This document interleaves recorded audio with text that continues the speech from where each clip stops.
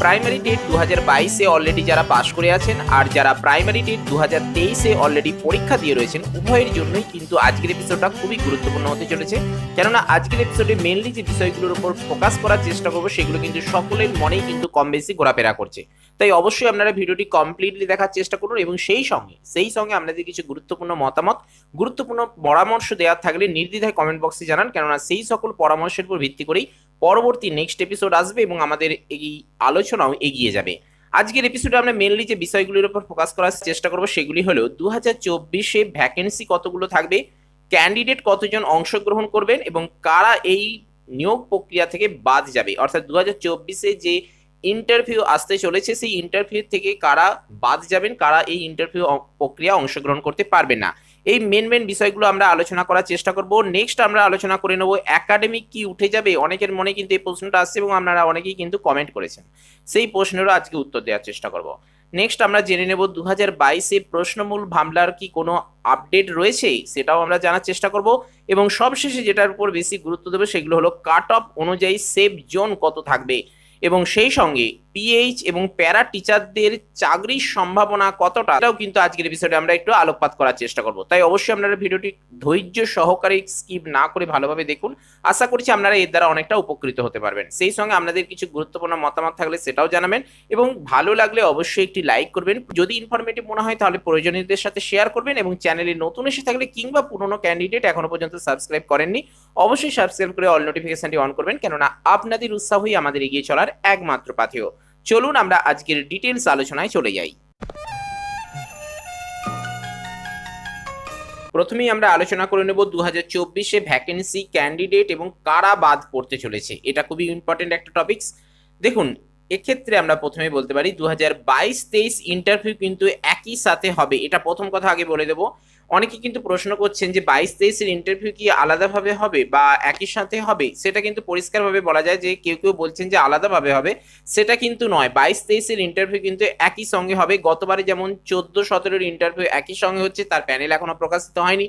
তো 22-23-এর ইন্টারভিউ কিন্তু একই সাথে হবে। এই ব্যাপারে আর যে যাই বলুক না কেন কোনো কথায় বিশ্বাস করার দরকার নেই। 22-23-এর ইন্টারভিউ একই সঙ্গে কিন্তু হবে এবং তার ইন্টারভিউ নোটিশ কিন্তু খুব শীঘ্রই প্রকাশিত হবে। তার আগে 22-এর প্যানেলে নিয়োগ যতক্ষণ না হচ্ছে ততক্ষণ কিন্তু নতুন করে ইন্টারভিউ প্রসেসের জন্য ইন্টারভিউ নোটিশ পাবলিশড হবে না। কেননা গৌতম পাল মহাশয় কিন্তু ঘোষণা করেছিলেন যে 2022-এ যে ইন্টারভিউ কমপ্লিট হয়ে রয়েছে সেটা নিয়োগ হলেই কিন্তু আমরা তৎক্ষণাৎ ইন্টারভিউয়ের জন্য নতুন করে ভ্যাকেন্সির আবেদন জানাবো। তো 22-23-এর ইন্টারভিউ একই সাথে হবে, সে নিয়ে কোনো আর দ্বিধা থাকছে না আমাদের মনে। তো ব্যাপারটা আশা করি ক্লিয়ার করতে পারলাম। পরবর্তী যেটা রয়েছে যে এবারের ভ্যাকেন্সি কতগুলি থাকবে না, 15,000-এর বেশি ক্যান্ডিডেট কিন্তু এখানে ভ্যাকেন্সি পাবেন। অর্থাৎ 15,000 প্লাস ভ্যাকেন্সি কিন্তু থাকবে। গতবারে ভ্যাকেন্সি রয়েছে 11,700। অনেকে বলছেন যে 55,000 ভ্যাকেন্সি, কেউ বলছেন 50,000 ভ্যাকেন্সি থাকতে পারে। কিন্তু দেখুন, একটা বিষয় আপনাদের বলি, যেহেতু রেগুলার পরীক্ষাটা হচ্ছে বা প্রতি বছরই পরীক্ষা হচ্ছে, তাহলে 2 বছর করে যদিও ধরা হয়, 2 বছর অন্তর রিক্রুটমেন্ট বা প্যানেল, তাহলে কিন্তু একসঙ্গে 55,000 ভ্যাকেন্সি দিয়ে দেওয়াটা কিন্তু কমিশন কখনোই চাইবে না। হ্যাঁ, 55,000 ভ্যাকেন্সি বা 50,000 ভ্যাকেন্সি কিন্তু কমিশন দিতে পারে এবং ভ্যাকেন্সি কিন্তু রয়েওছে, কিন্তু কমিশন কিন্তু বা পর্ষদ কিন্তু এই মুহূর্তে সেই 55,000 ভ্যাকেন্সিতে নিয়োগ করতে চাইছে না। তারা চায় যে রেগুলার নিয়োগ করতে এবং 2 বছর অন্তর 15-10 করে করলে, একসঙ্গে 50,000-এর তুলনায় যদি 15-10 করে করতে থাকে তাহলে কি হবে সেটা তো আপনারা নিজেরাই বুঝতে পারছেন। তো এই দিক থেকে দেখতে গেলে এটা একটা যেমন সুবিধা তেমনি অসুবিধাও আছে। সুবিধা বলতে গেলে আপনি যদি এই 15,000-এর মধ্যে নিয়োগ না পান তাহলে কিন্তু পরের বারে আবারও চেষ্টা করতে পারবেন, কিন্তু এই 55,000-এর মধ্যে যদি বাই চান্স না পান তাহলে তো কি হবে বুঝতেই পারছেন। তবে 55,000 ভ্যাকেন্সি হলে কিন্তু সকলেই পেয়ে যাওয়ার একটা সম্ভাবনা থাকে, সেদিক থেকে কিন্তু একটা খারাপ দিক। তো মোট কথা যেটা হলো, এখানে কিন্তু টোটাল ভ্যাকেন্সি রয়েছে 15,000-এর মতন ভ্যাকেন্সি। কেউ বলছেন 10,000, তবে 15,000টা ধরেই কিন্তু আমাদেরকে এগোতে হবে। আবার কেউ 20,000-ও বলছেন। যাই হোক, 15,000 ভ্যাকেন্সি কিন্তু আসতে পারে, সেটাই কিন্তু আমাদের কাছে আপডেট রয়েছে। তো এবারে যেটা আমরা জানবো সেটা হলো যে 2024-এর ইন্টারভিউ দেবে কতজন ক্যান্ডিডেট, সেটা হলো 27,000-এর বেশি। অনেকে 20,000 বলছেন, কেউ 30,000-ও বলছেন, কিন্তু আমাদের কাছে যে তথ্য রয়েছে অ্যানালিসিস অনুযায়ী 27,000 কিন্তু ক্যান্ডিডেট এই ইন্টারভিউ প্রসেসে অংশগ্রহণ করতে পারবে। এবং সব থেকে গুরুত্বপূর্ণ যেটা ব্যাপার হলো যে 14-17 যে ইন্টারভিউ যারা অংশগ্রহণ করছেন এবং 14-17 পাস করা ক্যান্ডিডেট যারা 2022-এ চাকরি পাবেন না, তারাও কিন্তু এই 24 সালের ইন্টারভিউ প্রসেসে অংশগ্রহণ করতে পারবেন, যেহেতু তাদের সার্টিফিকেটগুলো এই 2022-এর সার্টিফিকেট মতোই সারা জীবনের জন্য ভ্যালিড থাকছে, অর্থাৎ 40 বছর বয়স পর্যন্ত তারা যেহেতু অংশগ্রহণ করতে পারবেন সেরকমই নিশ্চয়তা যেহেতু দেওয়া হয়েছে, তাই তারা যদি এই নিয়োগ প্রক্রিয়া 11,700 যে ভ্যাকেন্সি রয়েছে সেই প্যানেলে যদি তাদের নাম না আসে বা তারা এই নিয়োগ প্রক্রিয়া থেকে বাতিল হয়ে যায় বা তারা যদি সিলেক্টেড না হয়, তাহলে কিন্তু তারা সরাসরি এই 2024-এর ইন্টারভিউ প্রসেসে অংশগ্রহণ করবে। এবং সে কারণেই আমরা এখানে উল্লেখ করেছি যে 14-17 যে ক্যান্ডিডেটরাও কিন্তু এই নিয়োগ প্রক্রিয়া বা ইন্টারভিউ কিন্তু ইনক্লুড হবে। এবং সে কারণেই কিন্তু এখানে টোটাল ভ্যাকেন্সি পোস্ট 15,000 যেমন আছে, সেই সঙ্গে কিন্তু এখানে 27 থেকে 30,000 ক্যান্ডিডেট কিন্তু এই ইন্টারভিউ প্রসেসে অংশগ্রহণ করবেন। এবার একটা বিষয় আপনাদের বলি যে কারা বাদ পড়বেন।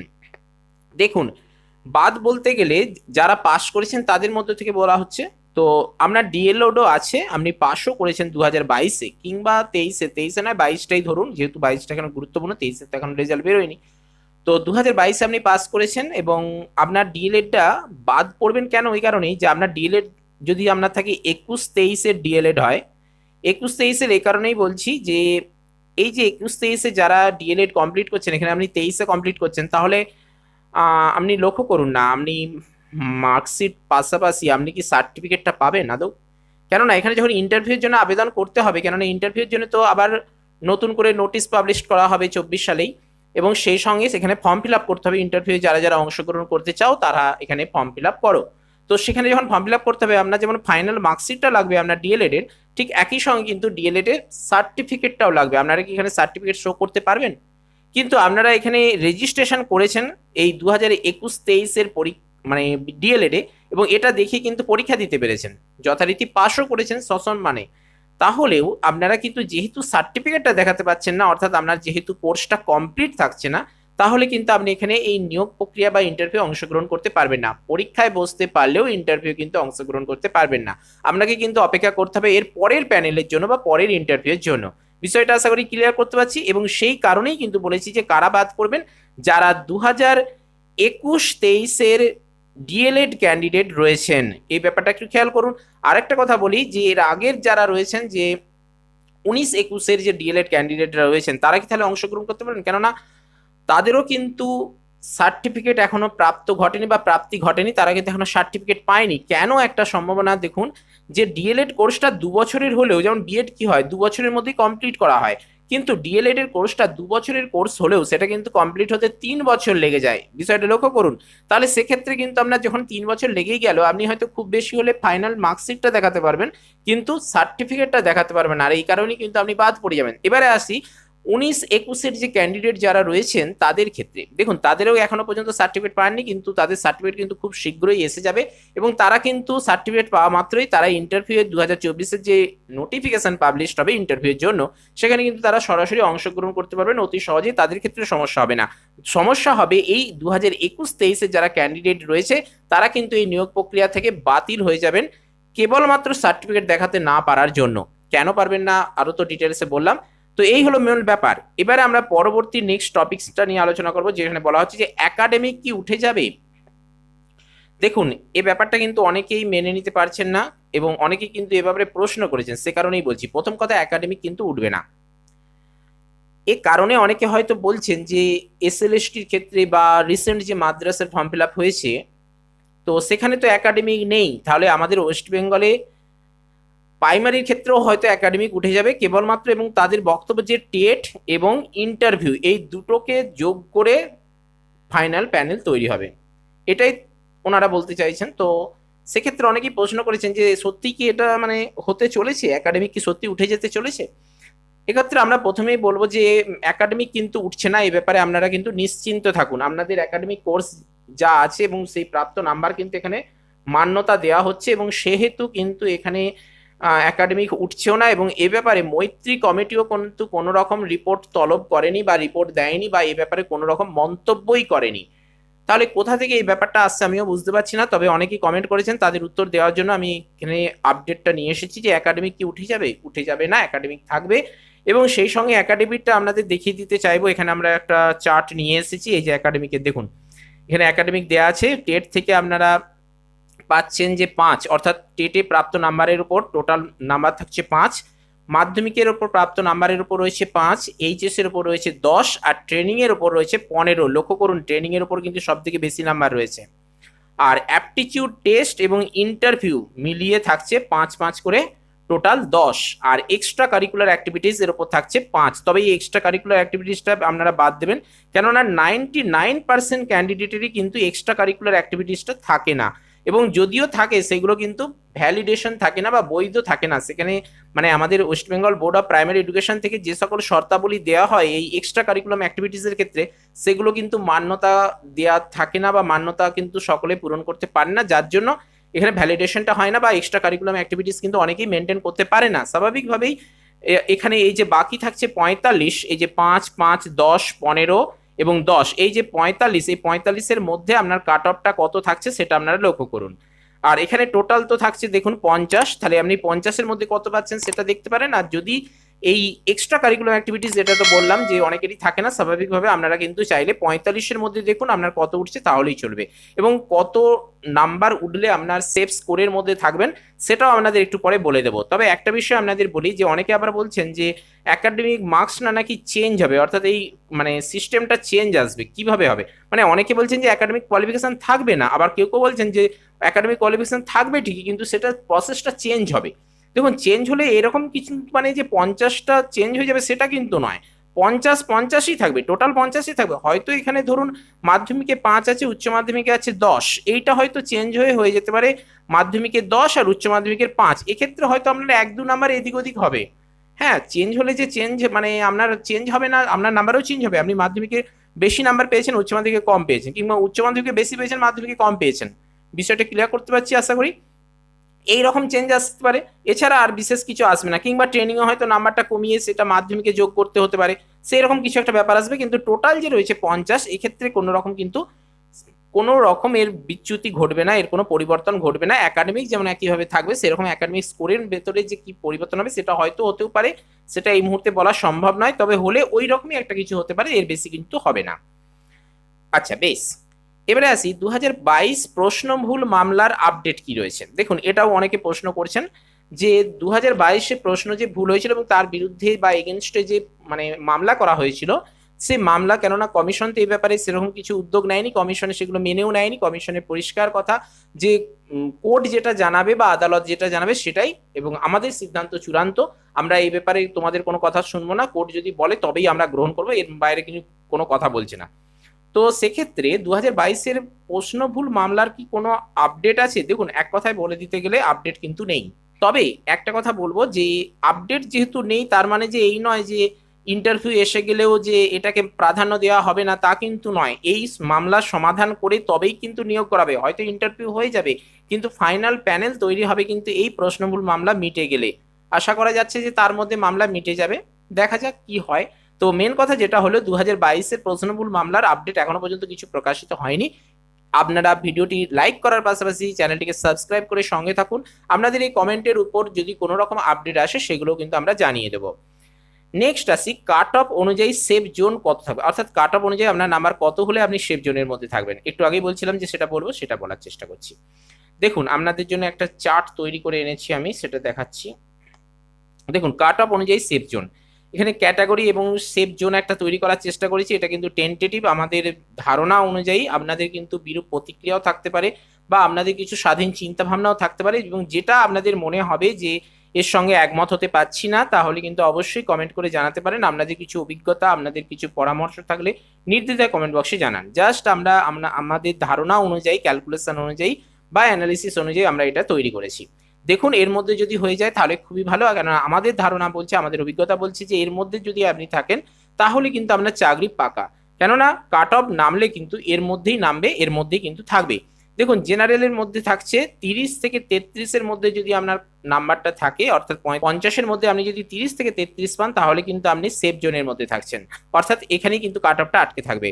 ওবিসি এর ক্ষেত্রে কাট অফ থাকে অনেকটা কম, অর্থাৎ 27 থেকে 30, এবং সেটা লক্ষ্য করলে দেখা যাবে যে এসসির থেকে কম থাকে। কিন্তু এসসির মধ্যে কিন্তু ক্যান্ডিডেটরা অনেকটাই একাডেমিক কোয়ালিফিকেশন বেশি থাকে, এবং যার ফলে বর্তমানে ওবিসি এ কিন্তু এসসি থেকে বেশি সুবিধা পায়, সেই জায়গাটা খেয়াল করুন। আর ওবিসি বের ক্ষেত্রে একটু বেশি থাকে, 28 থেকে 31-এর মধ্যে থাকে কাট অফটা। এসটিদের ক্ষেত্রে অনেকটা কম থাকে, খুব বেশি কম নয়, অনেকটা বললেও খুব বেশি কম নয়। 24 থেকে 27-এর মধ্যে থাকে। আর পিএইচদের ক্ষেত্রে বরং বলবো যে অনেকটাই কম থাকে, 23 থেকে 25-এর মধ্যে থাকে। এবং সেই সঙ্গে প্যারা টিচার যারা রয়েছেন তাদের ক্ষেত্রে একেবারেই কম, পাশ করলেই চলে, কেননা এই কাট অফ কিন্তু মানে এইরকম একাডেমিক কোয়ালিফিকেশন কিন্তু সকলেরই মেন হয়ে যাবে। একাডেমিক কোয়ালিফিকেশন অনুযায়ী একাডেমিক যে নাম্বার এটা কিন্তু সকলেরই হয়ে যাবে, যদি আপনি পাশ করতে পারেন তাহলেই চলবে, আর বিশেষ কিছু লাগবে না। এবারে যে ব্যাপারটা আপনাদের বলবো, যে আমরা উল্লেখ করেছি যে পিএইচ এবং প্যারা টিচারদের চাকরির সম্ভাবনা কতটা। এখানে প্রথমেই আমি একটা কথা বলে দিতে চাই যে এখানে কিন্তু পিএইচ ক্যান্ডিডেটদের চাকরির সম্ভাবনা বলবো 100% বা 99% কিন্তু পিএইচদের চাকরির সম্ভাবনা রয়েছে। কেননা পিএইচ ক্যান্ডিডেটের সংখ্যা খুবই কম, সেটা যেমন একাধারে বলতে পারি 2022-এ যদি পিএইচ ক্যান্ডিডেট যারা রয়েছেন এবং যারা প্যারা ক্যান্ডিডেট রয়েছেন, প্যারা টিচার যারা বর্তমানে প্রাইমারি স্কুলে চাকরিরত রয়েছেন প্যারা টিচার হিসেবে এবং সেই সঙ্গে প্রাইমারি টেট পরীক্ষায় পাস করেছেন, তাদের সকলের ক্ষেত্রে কিন্তু 99% চাকরির সম্ভাবনা রয়েছে। কেবলমাত্র আপনারা ইন্টারভিউ দিতে গেলেই চলবে। কেন বলছি ইন্টারভিউ, কেননা ইন্টারভিউর ব্যাপারে একটা কথা বলি, যে ইন্টারভিউ যারা দিতে যাবেন প্রত্যেকেই কিন্তু কম করে 2 নাম্বার অবশ্যই পাবেন। এর মধ্যে একটা নাম্বার আর একটা নাম্বার থাকছে, দেখুন এক নাম্বার থাকবে আপনার ওই টিচিং অ্যাপটিটিউডের ওপর, আরেকটা থাকবে আপনার ইন্টারভিউর ওপর। অর্থাৎ ইন্টারভিউতে আপনি প্রশ্ন ভালো উত্তর দিতে পারলে খুব ভালো, একদমই যদি নাও দিতে পারেন, অনেকের মনে প্রশ্ন থাকে আমি ইন্টারভিউ গিয়ে একটা প্রশ্নেরও উত্তর দিতে পারিনি, তাহলে কি আমি 1 নাম্বারও পাবো না? অবশ্যই পাবেন, ইন্টারভিউ থেকে 1 নাম্বার অবশ্যই পাবেন।